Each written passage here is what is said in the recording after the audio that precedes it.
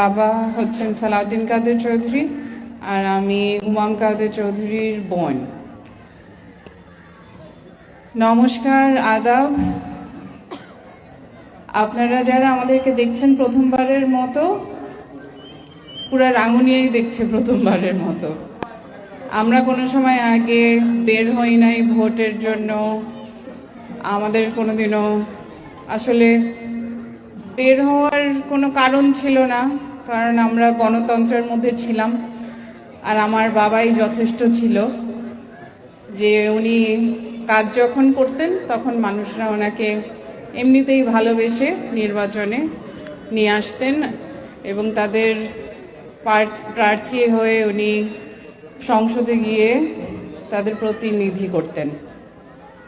এবার আমার ভাইকে নিয়ে এসছি আপনাদের কাছে, এজন্য মা বোন আমরা দুজনই আমার বাবাকে হারিয়েছি, এজন্য ভাইয়ের পাশে আমাদের দাঁড়াতে হচ্ছে আর আপনাদের কাছে এসে ভোট চাইতে হচ্ছে। আমার পরিবারকে সবাই চেনেন আপনারা।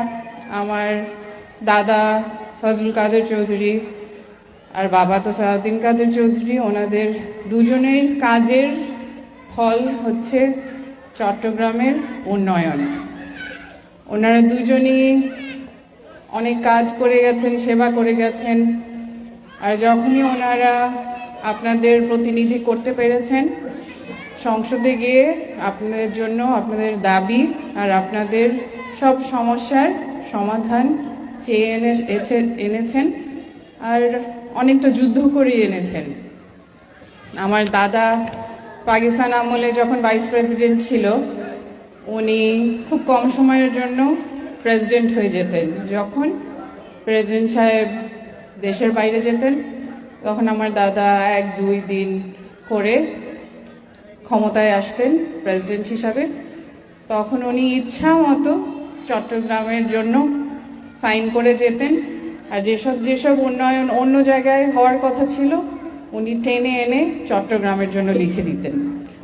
উনি যখন সুযোগ পেতেন তখন ওনার দেশের জন্য, ওনার দেশের বাড়ির জন্য, চট্টগ্রামের জন্য করে যেতেন।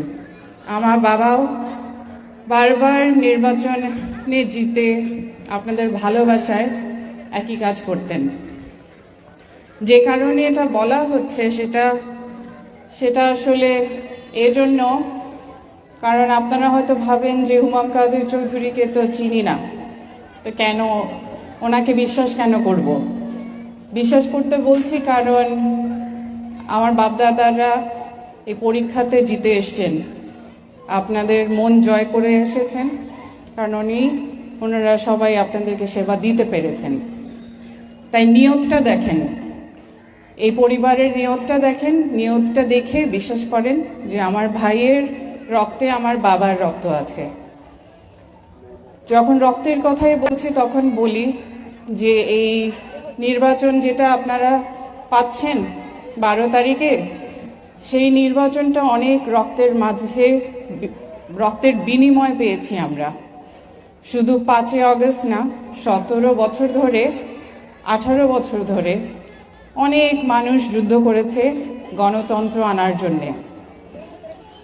যেই ফ্যাসিস্টবাদী গভর্নমেন্ট ছিল, সেই নেতারা আপনাদের থেকে এই অধিকারটা নিয়ে ফেলেছিল।